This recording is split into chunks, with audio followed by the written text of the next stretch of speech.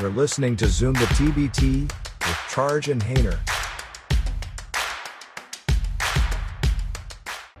Okay, it's Zoom the TBT. Andrew Hayner of Coach Malin Morrison and GM Lucas Morrison. Guys, how you guys doing today?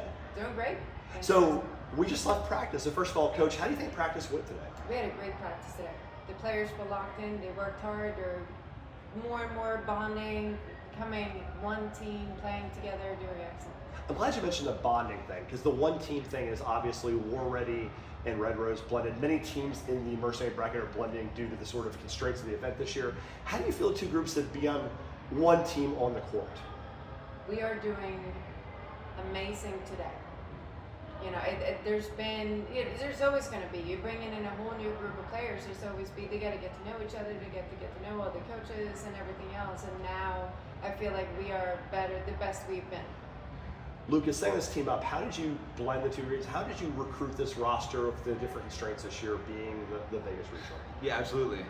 So this completely new look team, we only have 2 returning players on our side from Red Rose, I think 4 returning players from the Auburn side. So, you know, there's 6, well, including everybody, there's 9 new players that came in, and you know, it's about putting the right people together, really. And making sure everybody fits on the court and off the court. The off the court is building great. Now we got to see what the on the court success looks like on Monday. But I'm very excited. I think Monday will be.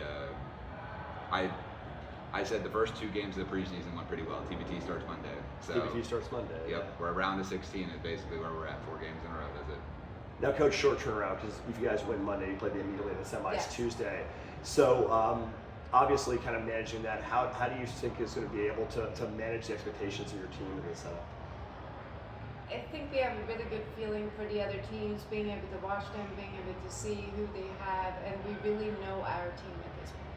So we know exactly who we can use for the first game, quote unquote, and after we finish that one, get that win, then we know how to set up for the next game. We have both teams scouted, you know, everything, we are ready to go.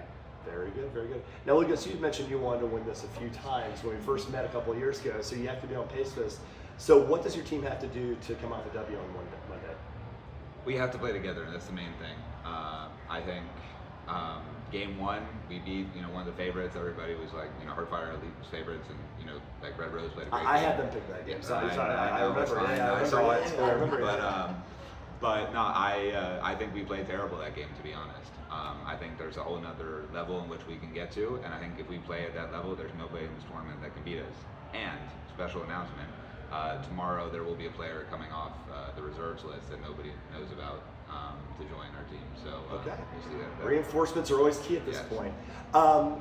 Coaching in this environment, also, because you guys, this is your 3rd year together with Red Rose, usually you're in a larger stadium. How's it feel coaching in a more intimate setting like the M Resort? How's that been so far as the setting goes in the venue? I actually like it because I feel like everybody's closer. Everything is closer, and there's not as many fans. But then our games were, rarely, we didn't pack the stadium. So for me, I like it better that everything is so close. I like this setup. I like the way everything is ran. I think this has been great. Points in favor of the new format. That's always a good thing to hear. So Lucas, we'll end on this. I want to get you guys out of here because you guys have some rest and some game plan to do for your game. What do people need to know about the story of Red Rose, and maybe aren't as familiar with your team?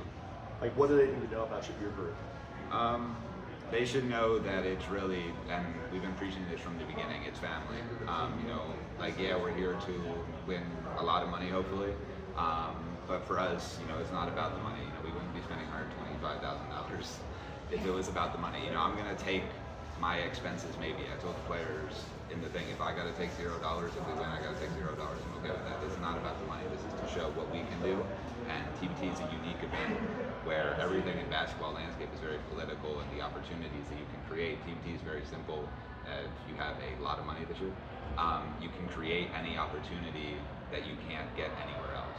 So it's about showing what we can do, and you know, you have a unique story with the youngest general manager in TBT history, and the youngest female head coach in TBT history. So, you know, you have a unique story that fans should really pay attention to. Lucas, Mel, thank you for your time. Thank you. It was a pleasure. Good luck on Tuesday. Thank you. Hope you enjoyed listening to Zoom the TBT with Charge and Hayner. Subscribe to YouTube, follow on Twitter, and give us your money.